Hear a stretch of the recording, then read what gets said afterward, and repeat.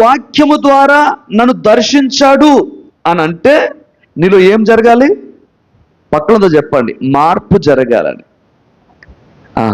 దేవుడు ఆత్మ ద్వారా దర్శించినట్లయితే, తన వాక్యము ద్వారా దర్శించినట్లయితే, ప్రవక్త చెప్పిన ప్రవచనము ద్వారా దర్శించినట్లయితే, కళ ద్వారా దర్శనం ద్వారా దర్శించినట్లయితే మనలో ఒక మార్పు జరగాలి. మీలో ఎప్పుడైనా కరెంట్ షాట్ కొడితే ఎవ్వరికి చెప్పకుండా అలాగే ఉన్నారు ఎప్పుడైనా మీరు? అస్సలు ఇంపాసిబుల్. మీ ఎక్స్పీరియన్స్ ఏంటో 100 మందికి చెప్పేస్తారు మీరు. ఏమైందో తెలుసా? ఇలా ముట్టుకున్నాను, కొద్దిగా అయితే చచ్చిపోయాడు వాడిని. అవునా? సో మరి దేవుడు దర్శించినప్పుడు, దేవుడు దర్శించిన ఆ మూమెంట్ ఎందుకు చెప్పరు మీరు?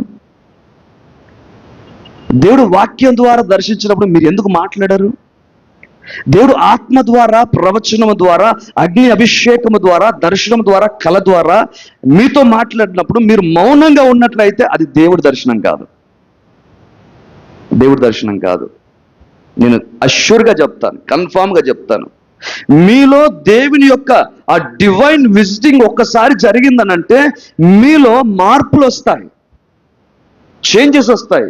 ఎక్కడెక్కడ చేంజెస్ వస్తాయి అనంటే మీ హృదయంలో, మీ ఆలోచనలో, మీ ఫిజికల్ అపియరెన్స్లో కూడా, మీ way of talking, way of looking, way of వాకింగ్లో కూడా అన్నింట్లలో మార్పులు కనబడతాయి. దాన్ని ఏమన్నారంటే దేవుడు దర్శించే సమయము. హల్లెలూయా. ఈ ప్రెజెన్స్లో, ఈ అట్మాస్ఫియర్లో, ఈ మందిరంలో మీరు ఎందుకు వచ్చారు అని మిమ్మల్ని మీరు ప్రశ్నించుకోగలిగినట్లయితే ఒకటే సమాధానము, దేవుడు దర్శిస్తాడని వచ్చాం. దేవుడు దర్శిస్తాడని వచ్చాం. కనుక దేవుడు దర్శించిన కాలంలో మీలో ఏం జరగాలి? మరి మార్పు జరగాలి.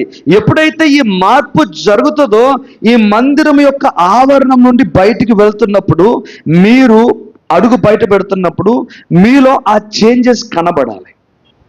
ఆ చేంజెస్ కనబడకపోతే మీరు ఎంత ప్రయాణం చేసేసి, మీ బైక్లో ఫ్యూయల్ వేయించుకొని వచ్చేసి ఇక్కడికి వచ్చి కొంత ఆఫరింగ్ ఇచ్చేసి ఎంత చేసినా కూడా వేస్ట్. వ్యర్థంగా మమ్మల్ని బ్రతికించి వెళ్ళిపోతున్నట్టు, అంతకుమించి ఏం లేదు. సో అంటే మీరు ఇచ్చిన చిన్న ఆఫరింగ్ అది మా యొక్క పర్సనల్ యూసేజ్ అవుతుంది తప్ప మీకేంటి ప్రయోజనం? మీకు ప్రయోజనం లేదు. మీకు ప్రయోజనం లేని దగ్గరికి మీరు వెళ్ళకపోవడం మంచిది, ఎక్కడికైనా కూడా.